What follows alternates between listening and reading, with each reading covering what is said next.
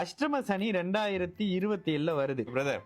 உண்மையிலேயே இப்ப சமீபத்துல ஒரு வீடியோ போட்டதுல நிறைய பேர் அஷ்டம சனியில கல்யாணம் பண்ணக்கூடாதா, அஷ்டம சனியில அது பண்ணக்கூடாதா, இது பண்ணக்கூடாதா அப்படின்னு கேக்குறீங்க. சரி, இந்த அமைப்புகள்ல அஷ்டம சனியில 6-8 தசா புத்திகள் வரும்போது கண்டிப்பா நான் கல்யாணத்தை கொடுக்கறதே இல்லைங்க. ஏன்னா அந்த இடத்துல வரக்கூடிய கல்யாணம், அந்த இடத்துல வரக்கூடிய நபருடைய அமைப்புகள் 6-8 அமைப்புகள்ல தசாபுத்தி தன்மையில வரும்போது மட்டும் வில்லங்கம் பண்ணுது. சரிங்களா?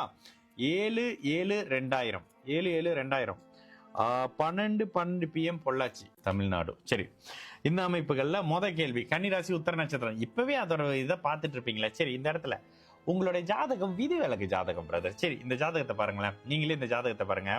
லக்னம் 19 டிகிரி கன்னி லக்னம், கன்னி ராசியா இருக்கிறீங்க. இந்த ஜாதகத்தை பார்த்த மாதிரி வேற இருக்கு பிரதர். வேற இடத்துல மாத்தி மாத்தி போட்டு கேக்குறீங்களா என்னன்னு தெரியல. சரி, இந்த அமைப்புகள்ல 10ஆம் இடத்துல 2 கிரகங்கள் திக்பலமாகி சுபத்துவமாக இருக்கக்கூடிய அமைப்பு. 11ஆம் இடத்துல ராகு இருந்து சனி. இது ஏற்கனவே சொன்ன மாதிரி இருக்கு. சரி, உங்க கேள்விக்கு நான் பதில் சொல்றேன். அஷ்டம சனியில நான் கல்யாணம் பண்ணலாமான்னு கேக்குறீங்க. சரி, இந்த இடத்துல ராகு 11ஆம் இடத்தோட தொடர்புல வராரு. ராகு 11ஆம் இடத்தோட தொடர்புல வந்து இப்ப ராகு தசையில சனி புக்தி நடந்துகிட்டு இருக்கு. அடுத்து ராகு தசையில புதன் புக்தி. ராகு தசையில சனி புக்தி, ராகு தசையில புதன் புக்தி, ராகு தசை சனி புக்தி, ராகு தசையில புதன் புக்தி, ராகு தசையில சனி புக்தி, ராகு தசையில புதன் புக்தி. ராகுக்கு சனியினுடைய பார்வை இருக்கு. ஆனா சனி சுபத்துவமா இருக்காரு. வீடு கொடுத்த சந்திரன் வளர்பிறை சந்திரனா, சூரியனும் சந்திரனும் கேந்திர அமைப்புகள் இருக்காங்க. ராகு தசை கண்டிப்பாக திருமண அமைப்பை கொடுத்தே ஆகும். ஏன்னா 5ஆம் அதிபதியோட தொடர்புல இந்த ராகு இருக்கிறாருன்றதுனால. சரி, ராகு தசையில புதன் புக்தி அமைப்புகள். ராகுக்கு 12ஆம் இடத்துல, ஆனா சந்திர கேந்திரத்துல தான் இருக்காரு. வளர்பிறை சந்திரனா இருக்காரு. ராகு தசை கேது புக்தி, ராகு தசை கேது புக்தி, ராகு தசை சுக்கிர புக்தி. பிரதர், ராகு தசை சுக்கிர புக்தி தான். ராகு தசை சுக்கிர புக்தி தான். அஷ்டம சனியில ரிஸ்க் எடுக்காதீங்க.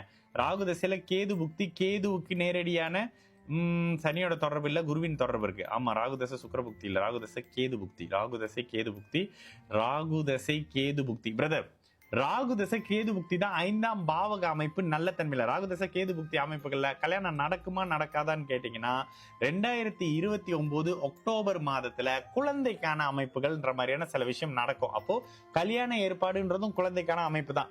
இதே ராகுதசையில சனி புக்தி. சனி வந்து உண்மையிலேயே 5ஆம் அதிபதி 9ஆம் இடத்துல இருக்காரு, லாபத்தோட தொடர்புல இருக்காரு. இது ஒரு அட்டகாசமான அமைப்புனாலும் கூட அஷ்டம சனி அமைப்புகள்ல கொஞ்சம் கவனம். கல்யாணம் பண்ணலாமான்னு கேட்டீங்கன்னா இந்த ரிஸ்க் எடுக்கிற வேலை இந்த இடத்துல வேணான்னு சொல்லுவோம் பிரதர்.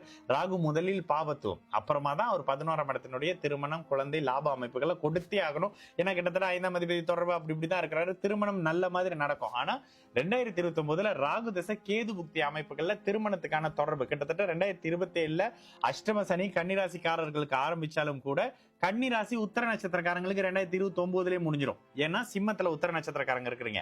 அப்போ முதலில் பாதிப்பு உங்களுக்கு 2026 இருந்து சற்று அதிகமாகி 2028 சுத்தமா அஷ்டம சனி கன்னி ராசியில இருக்கக்கூடிய உத்தர நட்சத்திரக்காரங்களுக்கு மட்டும் முடிஞ்சிடும். அடுத்து வரக்கூடிய இது அஸ்த சித்திரை அமைப்புகள் அப்படியே டிராவல் ஆவாரு. அப்போ 2029 குழந்தை இருக்கணும்னா அதுக்கு ஒரு வருஷம் முன்னுக்கு அமைப்புகள்ல முன்ன பின்ன உங்களோட டைம் முன்ன பின்ன இருந்தா ஒரு 6 மாசம் அமைப்புகள்ல 2029 அந்த வருடத்துல அக்டோபர் போல திருமணத்துக்கான சுப அமைப்புல இருப்பீங்க. திருமணம் தாராளமாக 2029 மேல பண்ணலாம். சரி.